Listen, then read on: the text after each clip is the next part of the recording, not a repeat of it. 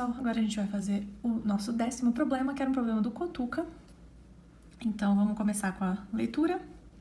Uma quantia em dinheiro foi dividida entre Alberto, Bruno e Carlos, de forma que as partes recebidas por Alberto e Bruno são, respectivamente, 80% e 7/8 da parte recebida por Carlos.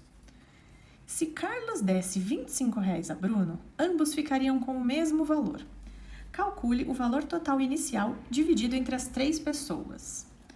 Já deu para perceber que esse problema é mais elaborado, ele tem mais informações, mais etapas. As coisas, elas têm relação umas com as outras de diversas formas. Então, a gente precisa fazer inicialmente com calma.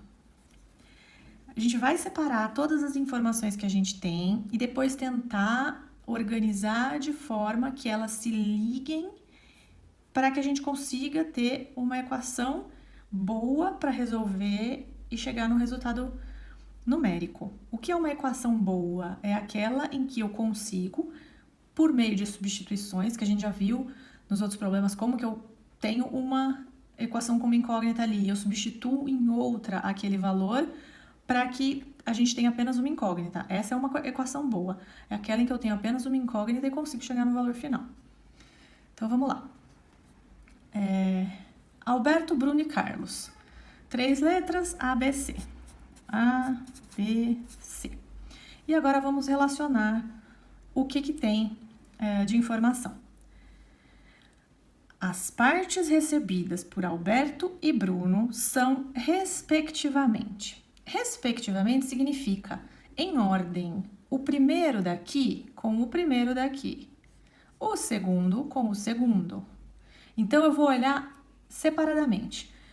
Se é respectivamente, o Alberto, que é o primeiro, vai com a primeira parte da informação. Então, Alberto vai ter 80%, aí eu vou esquecer esse valor aqui, da parte recebida por Carlos.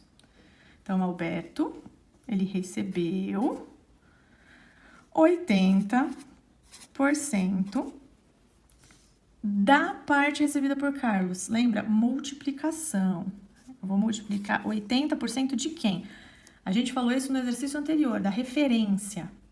A referência é 80% da parte de Carlos. Então, é 80% de alguma coisa. Eu tenho que colocar essa multiplicação aqui. Isso pode ser escrito de várias maneiras. Essa aqui é só uma primeira. Eu vou melhorar. Isso aqui é 80%, lembra? 80 sobre 100. 80% de Carlos. Mas eu também posso fazer essa conta. A gente viu também no outro exercício que eu posso dividir esse 80 por 100. Isso aqui vai dar 0,8 vezes C. E também, eu estou dizendo que isso aqui é equivalente. Então, o A tem esse valor, que é 80 sobre 100 vezes o C, que também é equivalente a 0,8 vezes o C. E que também é equivalente a uma outra coisa. Em vez de eu usar um número decimal, eu posso simplificar essa fração, para ela ficar uma fração mais simples. Então, o que está acontecendo aqui? Eu tenho uma fração que é 80 sobre 100, porém eu sei que esses números eu posso dividir por um mesmo número. No caso, eu vou escolher aqui o 20. Então, eu vou dividir tanto o numerador quanto o denominador da fração por 20. E eu vou obter uma fração equivalente, que eu vou colocar aqui, que vai ser 4/5 de C. Por que eu escrevi tudo isso? Porque assim eu tenho todas as diferentes formas de escrever a mesma coisa, eu não fiz nenhuma alteração nesse valor. Eu só ou dividi direto, que deu meu decimal, ou deixei em forma de uma fração irredutível, fiz uma simplificação. E aí eu posso escolher com qual desses formatos é melhor trabalhar na hora de fazer a conta. Então, tudo isso aqui é equivalente. Voltando agora aqui ao enunciado. O Alberto a gente já viu que é 80% da parte recebida por Carlos, agora o Bruno. Ele é 7/8 da parte recebida por Carlos. Então, eu vou escrever a equação do Bruno como 7/8 da parte recebida por Carlos, 7/8 vezes o valor de Carlos. Tá? Aqui já é uma fração irredutível, eu não posso mais fazer nada, a menos que eu queira, de fato, dividir e chegar no número decimal. Em geral, o número decimal é mais trabalhoso para a gente ficar fazendo as contas. As frações, quando a gente consegue dominar o cálculo envolvendo frações para que a gente faça os procedimentos corretos, fica mais simples, porque vez ou outra a gente acaba simplificando e a nossa conta fica menor. Então eu posso, por exemplo, simplificar como a gente fez aqui, todo mundo por 20, a minha fração ficou pequenininha. Depois eu entro numa outra multiplicação que acaba cancelando esse 5 do denominador com um 5 de algum outro numerador, por exemplo. Então, eu recomendo o trabalho com frações. Para trabalhar com frações, também precisa dominar esse assunto. E se vocês tiverem dúvidas, podem continuar perguntando, que a gente depois esclarece essa questão das operações envolvendo frações, tá? Mas eu, particularmente, acho melhor ficar com fração. Então, vamos lá. Já tenho aqui, uma das minhas equações vai ser essa, a outra vai ser essa, e aí eu tenho essa condição aqui. Se Carlos desse R$25 a Bruno, ambos ficariam com o mesmo valor. Aqui é uma equação um pouco mais elaborada para se fazer. Por quê? Eu vou ter que fazer uma suposição da seguinte forma. O Carlos, ele vai dar 25 ao Bruno. Então, o que vai acontecer com ele? Ele vai ter o que ele tinha agora, menos 25. Então, eu vou escrever que Carlos menos 25, que é na situação de que ele deu esses 25, então ele vai ficar com menos 25. Na hora que ele dá os 25, ele vai ficar igual ao valor de Bruno, né? Só que se o Bruno recebeu os 25, então esse menos 25 aqui vai passar para mais 25 aqui. Então, Carlos deu, Bruno recebeu. E nessa situação, eles têm o mesmo valor, portanto, eu igualei aqui. Quando o Carlos der 25, ele vai ter o mesmo valor do Bruno recebendo 25. Acho que essa passagem, essa escrita, é uma das partes mais complexas desse problema. Porque a gente precisa, de fato, pensar na situação acontecendo. Na hora que ele dá para o outro, ele fica com menos, o outro vai ficar com mais. E aí, nessa situação, eles têm o mesmo valor. O que eu vou fazer agora? Eu tenho o Bruno com a letra B aqui, mas eu posso substituir por 7/8 de C. Então, eu vou fazer C menos 25 vai ser igual. Onde eu tinha Bruno, agora eu tenho 7/8 de C. Mais 25. Neste caso, não tenho nenhum sinal negativo, não tenho ninguém multiplicando B, só uma soma depois. Já coloquei direto sem parênteses, para evitar uma linha a mais. Mas isso é sob avaliação, cuidado com essas coisas. Vou ficar falando isso para sempre. Agora eu tenho dois membros em que no primeiro membro eu tenho uma incógnita e um número. No segundo eu também tenho uma incógnita e um número. O que eu vou fazer? Eu vou escolher um deles para ficar com as incógnitas e o outro para ficar com os números. Vou fazer a forma clássica das incógnitas ficarem do lado esquerdo. Então, eu tenho que zerar este menos 25. Para eu zerar o menos 25, eu vou usar o oposto. Vai ser mais 25. Então, é mais 25 aqui, mais 25 aqui. Então, eu vou ter C igual a 7/8 de C, mais 25, mais o outro 25. Próxima passagem. Eu quero que a minha incógnita fique na esquerda, então eu tenho que retirar ela da direita, eu vou ter que zerar isso aqui.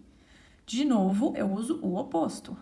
Se eu tinha 7/8 aqui, eu vou colocar menos 7/8 deste lado, neste membro e neste outro membro. Então, C menos os 7/8, que é o oposto, vai ser igual 25 mais 25, 50. E aqui, deu 0, que era esse era o meu objetivo. Eu não queria que ele ficasse desse lado. Ótimo. Agora eu vou fazer essa conta aqui, utilizando MMC. Então, o que eu vou fazer? Todo mundo com 8. E aqui, 1 inteiro, eu também posso pensar que é 8/8, certo? Isso aqui é uma transformação entre números inteiros e frações que é importante. Sempre 1 inteiro vai ser o total do número de partes em que eu estou dividindo. Se eu estou dividindo em 8 partes, eu quero meu total 8/8. Se aqui fosse 20, seria 20/20. Se fosse 3, seria 3/3. E assim por diante. O 1 inteiro sempre é o total do número que foi dividido. Então, 8C menos esse aqui já estava dividido em 8. Quantas partes eu tinha? 7, é a mesma coisa. É só copiar. 50. 8 menos 7, 1. Então, eu vou ter C, este 8 continua aqui embaixo.